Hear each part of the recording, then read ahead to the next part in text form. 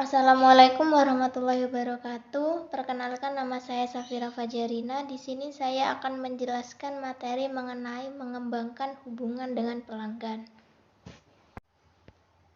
Memaksimalkan nilai pelanggan berarti mengembangkan hubungan pelanggan untuk jangka panjang.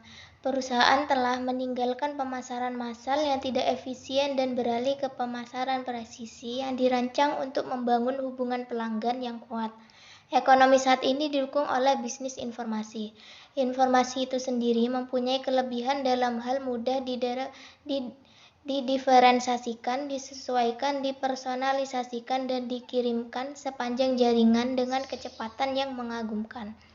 Manajemen hubungan pelanggan adalah proses pengelola informasi rinci tentang pelanggan perorangan dan semua titik kontak pelanggan secara seksama untuk memaksimalkan loyalitas pelanggan.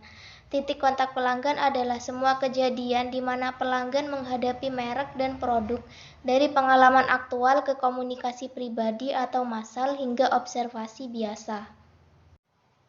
Manajemen hubungan pelanggan memungkinkan perusahaan menyediakan layanan pelanggan real-time yang sempurna melalui penggunaan informasi akun perorangan yang efektif.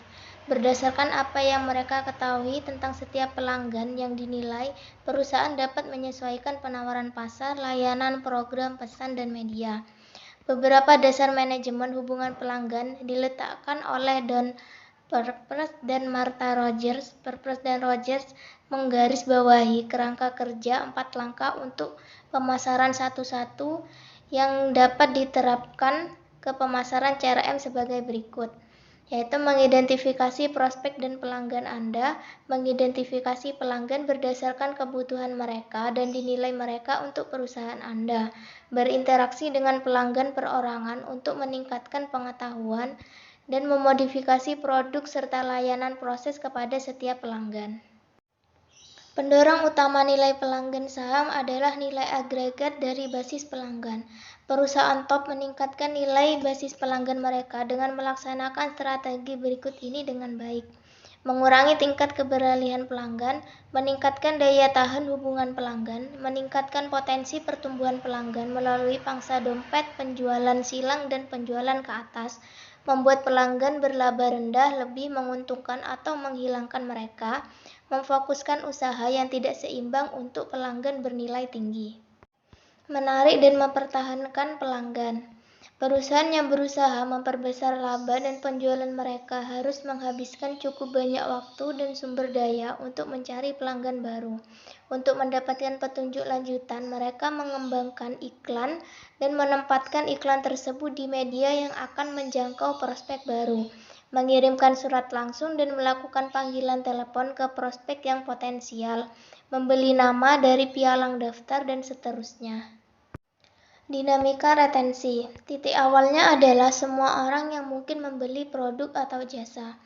Potensial ini adalah orang atau organisasi yang mungkin berminat membeli produk atau jasa perusahaan, tetapi tidak mempunyai sarana atau maksud untuk membeli.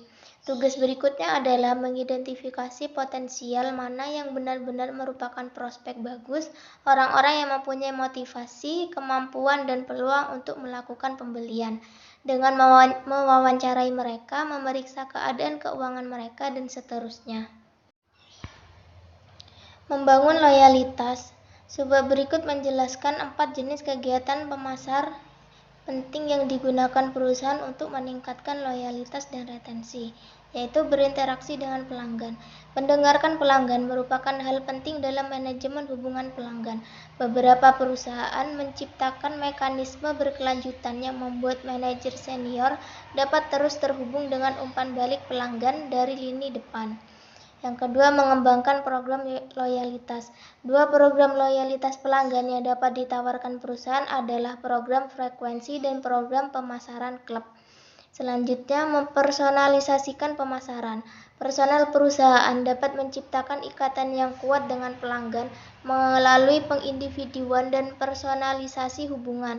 Intinya, perusahaan yang cerdas adalah perusahaan yang dapat mengubah pelanggan mereka menjadi klien. Menciptakan ikatan institusional. Perusahaan dapat memasok pelanggan dengan peralatan khusus atau hubungan komputer yang membantu pelanggan mengelola pesanan, penggajian, dan persediaan. Pelanggan tidak terlalu terbujuk untuk beralih ke pemasok lain jika peralihan itu melibatkan biaya modal yang tinggi, biaya riset tinggi, atau hilangnya diskon pelanggan setia. Memenangkan kembali. Tanpa melihat sifat kategori atau seberapa keras perusahaan dapat mencoba, kita dapat mencegah beberapa pelanggan tidak aktif atau keluar. Tantangannya adalah mengaktifkan kembali pelanggan yang tidak puas melalui strategi pemenangan kembali. Seringkali lebih mudah untuk menarik kembali mantan pelanggan karena perusahaan mengetahui nama dan sejarah mereka daripada menemukan pelanggan yang baru.